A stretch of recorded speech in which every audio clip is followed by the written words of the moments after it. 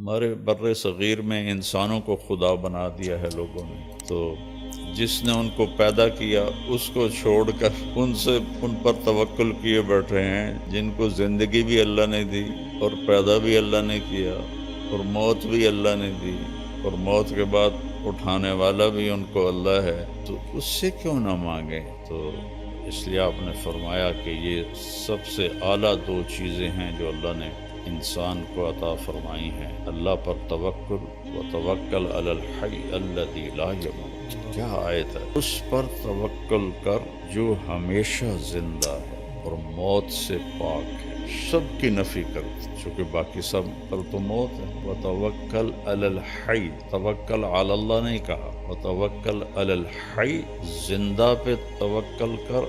اور کون سا زندہ؟ زندہ تو میں بھی ہوں، آپ بھی ہیں، الذی لا یموت، جو موت سے پاک ہے۔ وسبح بحمدہ، اسی کی تسبیح پڑھ، اسی کو یاد کر۔ وکفیٰ بربک بذنوب عبادہ خبیرا بصیرا، اور تیرا رب تمہاری غلطیاں، تمہاری کوتاہیاں سب جانتا ہے، سب دیکھتا ہے۔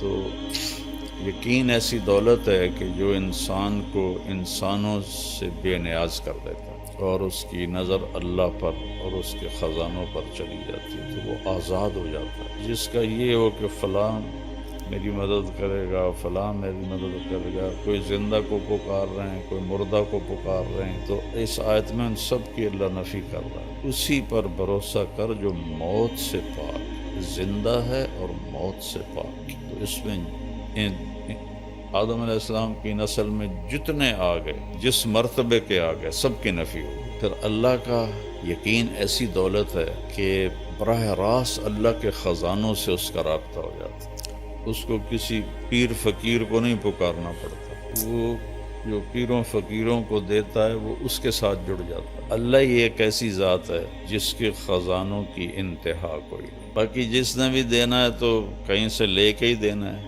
اللہ وہ ہے جس کو دینے کے لیے کہیں سے لینا نہیں پڑتا اور کرنے کے لیے کچھ کرنا نہیں پڑتا، اور پھر وہ ہر وقت حاضر ہے۔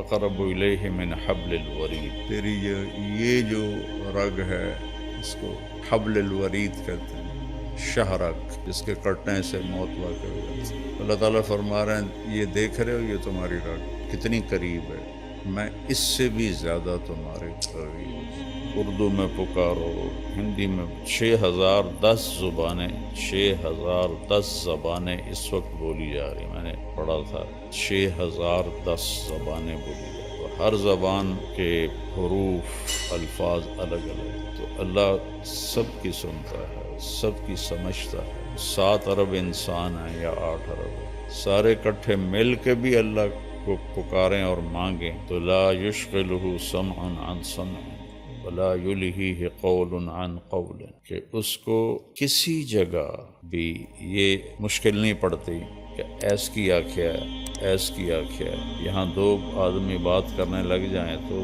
میں کہوں گا بھائی ایک بولو، یا تھوڑے 2 دی کٹھی میں نہیں سمجھ آ رہا، اور اللہ کہہ رہا ہے 100 طرف انسان نہیں، آدم سے لے کر آج تک جو مر گئے اور جو آج موجود ہیں اور جو آئندہ آنے والے ہیں، وہ اور جنات ہم سے لاکھوں گنا زیادہ ہیں، تم سب کٹھے ہو جاؤ، ایک دم مانگو، باری باری مانگو تو پھر تک قیامت آ جائے گی، ٹائم ہی نہیں ملنا، تم سب مانگو اکٹھے۔ اس میں گونگے بھی ہوں جو اشاروں سے مانگ رہے ہیں یا دل سے مانگ رہے ہیں، کوئی دل سے مانگے، کوئی بول کے مانگے، کوئی آہستہ مانگے، پھر ساتھ پرندے بھی شامل ہو جائیں، درندے بھی شامل ہو جائیں، سانپ بچھو بھی شامل ہو جائیں، مچھلیاں بھی شامل ہو جائیں، تو کیا طاقتور رب ہے کہ جو سب کی ایک وقت میں پوری سنتا ہے، سمجھتا ہے، اور پھر سب کا چاہا ان کو دے دے تو اس کے خزانوں میں ایک قطرے کے برابر کمی نہیں آتی۔ یقین بہت بڑی دولت۔ ہمارے بر صغیر میں انسانوں کو خدا بنا دیا ہے لوگوں نے،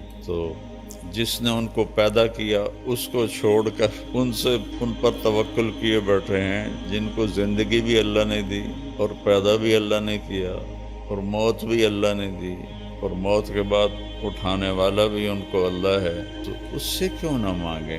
جو کہتا ہے دیکھو لوگوں سے مانگو تو وہ ناراض ہو جاتا، اور اللہ سے نہ مانگو تو وہ ناراض ہو جاتا، کتنا فرق۔ مانگنے پہ اللہ خوش ہوتا ہے، میں کہا کرتا ہوں کسی سے جان چھڑانی ہو بڑے اچھے طریقے سے تو اس سے قرضہ مانگنا شروع کر دو، وہ انشاءاللہ تمہارا نمبر ہی بلاک کر دے گا۔ اور اللہ سے جی لگانا ہو اور تعلق بنانا ہو تو اللہ کو پکارنا شروع کرو، اس سے مانگنا شروع کرو۔ میرے نبی نے فرمایا جوتے کا تسمہ ٹوٹ جائے تو وہ بھی اللہ سے مانگو۔ ہم لیا گئے تو وہاں ایک خاتون تھیں سادات میں سے جو بہت عرصہ پہلے تشریف لائیں، ان کی برکت سے وہاں کافی دین پھیلا۔ ان کا پتہ نہیں کیا نام تھا لیکن وہاں وہ پیر جگی کے نام سے مشہور ہے، پیر جگی۔ تو ہم ان کے سجادہ نشین سے ملنے گئے، ملنے کے بعد فاتحہ پڑھنے مزار پہ گئے تو وہاں عورتیں بیٹھی تھیں کافی سارے۔ پیر جگی پتر دیویں آ، پیر جگی پتر دیویں آ،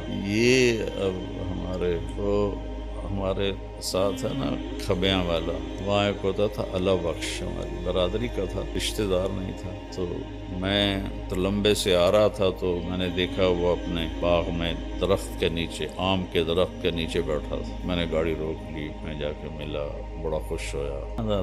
طارق میاں بندہ تو بڑا چنگا ہے پر تو وہابی ہو گیا۔ میں کہ میں تو نہیں وہابی ہویا، تینوں کیا آکھیا؟ میں کہ وہابی کون ہوندے کہ جڑے پیراں نو نہ منن؟ میں تو آپ مرید ہاں قادریہ سلسلے چ، پیراں نو منے نہ، پر میں نا پیر پتر نہیں دیندے، پتر اللہ دیندا۔ ایہ تا گل ہوئی، پیر بھی پتر دیندے، انہاں دا کوٹا ہوندا اللہ کول، اس کوٹے چوں لے کے تے او دیندے۔ اتنی اللہ سے نا آشنائی ہے، اتنی اللہ سے بیگانگی ہے، نہ قرآن پڑھتے ہیں نہ نبی کی زندگی پڑھتے ہیں۔ یہ اولیاء کرام کی کتابیں لکھی ہوئی ہیں جن کی کوئی سند کوئی نہیں، جن کی کوئی ثبوت کوئی نہیں، ان کی جھوٹی سچی کرامتیں، اسی پر ہی سارا کچھ ہوا۔ خواجہ صاحب بتا رہے تھے کہ ایک جگہ جمعہ پڑھنے گئے تو خطیب صاحب مسجد پر ہی تقریر کر رہے تھے کہ ایک شیخ عبدالقادر جیلانی رحمۃ اللہ تعالی علیہ کا مریدنی کا بیٹا فوت ہو گیا۔ تو وہ آئی کہ حضرت میرا تا بیٹا فوت ہو کے میں تو واپس لے دے۔ انہوں نے فرمایا بی بی جڑا مر جاوے وہ واپس نہیں ہوں۔ لیکن نہیں تسی کر سکتے ہو، میں نے واپس لیا دو میرا بیٹا۔ پیر شیخ عبدالقادر جیلانی رحمۃ اللہ علیہ نے نظر دوڑائی تو اسرائیل چوتھے آسمان پہ پہنچ گیا تھا، پیچھے سے وہ پہنچے گا۔ اسرائیل میرے مرید دی روح واپس کر سا کیا جڑا گتھلا ہے نا، ایسے ڈھیر ساریاں روحاں قبضے ہیں، میں نے کیا پتہ کیڑا تھوڑا مرید ہے۔ میں کہا اے اسرائیل آج میرے مرید دے توفیل سب زندہ ہون گے، تو گتھلی کھول دیتی، سارے زندہ ہو گئے۔ جہاں ایسے خطیب بات کر رہے ہیں لوگ سبحان اللہ کہیں، کہاں گیا ایمان، کہاں گیا یقین؟ اس لیے اللہ کے نبی نے کہا کہ یقین سے بڑھ کر اللہ نے کوئی نعمت نہیں دی، عافیت سے بڑھ کر اللہ نے کوئی نعمت نہیں دی۔